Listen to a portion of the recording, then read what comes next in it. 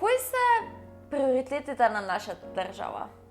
Како функционираат органите во оваа држава? Ајде да видиме.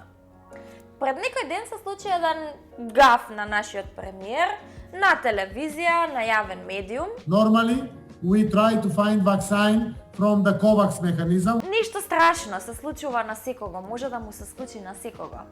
Меѓутоа, после овој гаф, еден наш граѓанин се одлучи да го откупи доменот vaccines.mk и да направи тој да пренасочува кон официјалната страна за вакцинација во државава.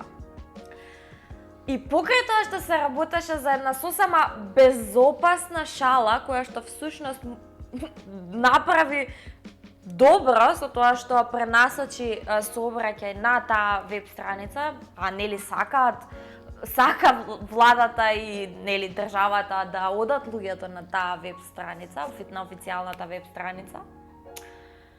Човекот, сопственикот на vaccines.mk беше повикан во полициска станица ни 24 часа откако го регистрирал доменот. Одма го најдоа. Никако не сме да се пошали човек на сметка на политичар во државава. Друг пример.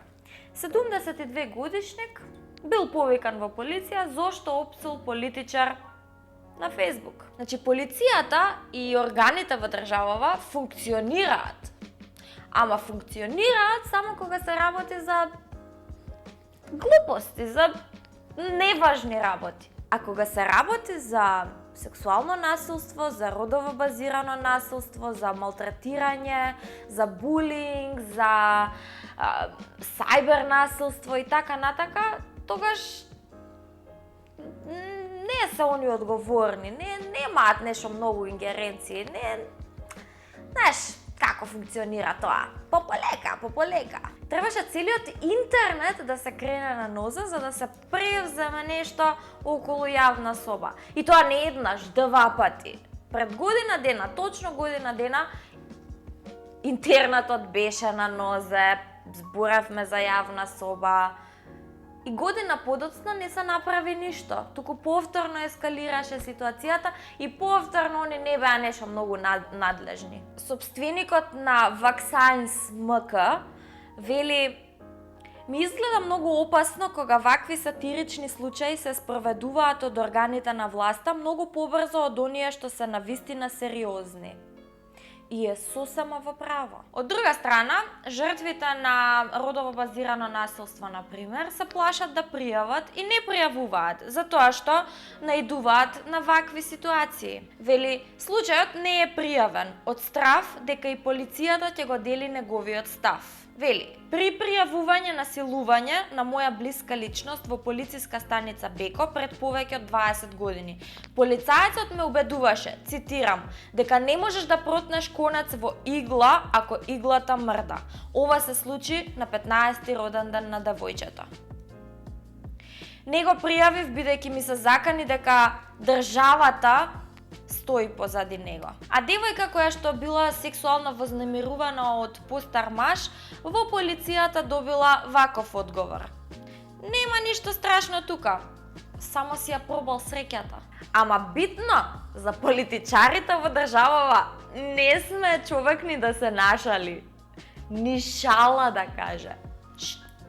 Тишина. Шала на страна, ме радува тоа што гледам дека почнува работата да се придвижува и веќе има донесено некои закони кои што се во насока нели да се подобри ситуацијата. Меѓутоа на нас останува да го вршиме оној притисок кој што започнавме да го вршиме, да не прекјутуваме, да не заќутуваме, затоа што целиот џагор околу јавна соба не треба да трае само 3 дена, не треба да биде секоја чудо за 3 дена, туку треба и понатаму да го креваме нашиот глас и да ги држиме овие институции одговорни за да почнат да си ја вршат работата онака како што им доликува и како што треба, за да можеме ние да имаме доверба во нив. Затоа што во моментов довербата кон институциите во државава е навистина на ниско ниво.